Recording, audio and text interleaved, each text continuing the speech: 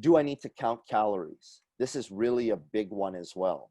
Okay, so counting calories, how much calories am I getting from carbs, protein, and fats? So the answer is yes, and the answer is no. The answer is no in the sense that, do you need to be super meticulous and count every single calorie? No, not for your average person. If you are a high-level athlete or you're looking to perform at the highest level, do you need to be meticulous and methodical with how you approach things? Absolutely. For your average person, no.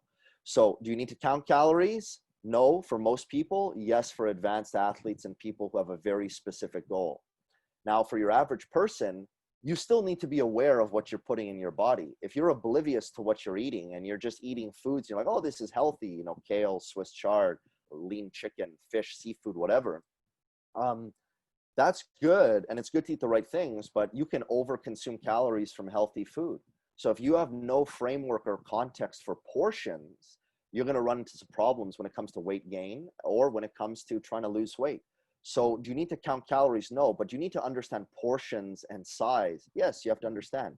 And in that vein, one of the reasons I'm such a fan of Precision Nutrition, which is the nutrition coaching software we use to help our clients. Precision Nutrition is the #1 nutrition coaching company in the world by a landslide. No one's even compared to them. They're a team of doctors, PhDs, biochemists, and they've worked with hundreds of thousands of people with real data and research submitted to peer-reviewed journals about weight loss and how to make change. And that's one of the reasons why we use the Precision Nutrition software.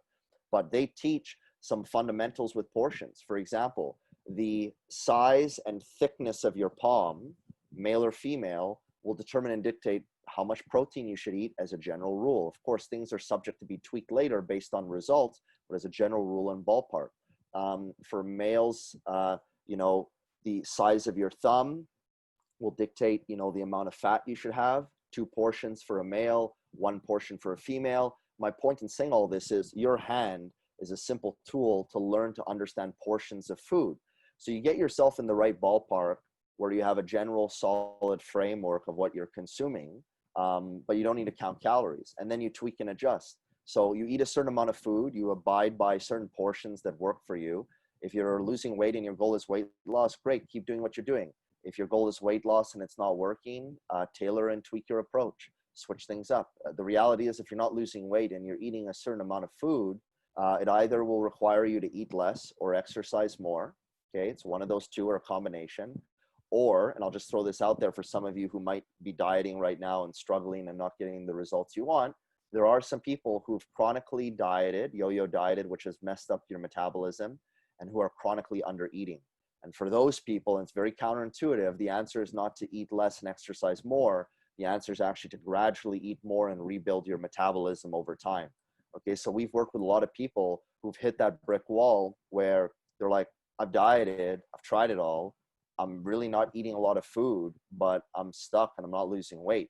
And those are the people who have what's called, we can use the term, it's not scientific, but crashed metabolism, or metabolically, a negatively metabolic adaptation, right? Where your metabolism is slowed down. And why does your body do that? It's actually very simple, and it's based on innate survival mechanisms. If your body is getting less food in, your body says, well, wait a second, this isn't going to work for me. How am I going to survive? So the body slows down your metabolism and gets very good at storing fat, because fat to you is something you might not want, but fat to your body are reserves of potential energy, which is very good for surviving if you didn't have access to food for weeks and months. And we might not be able to survive with water for, I think it's 3-4 days or 5 days or something like that. But food, you can go for extended times without food and fast, and your body will eat away at itself.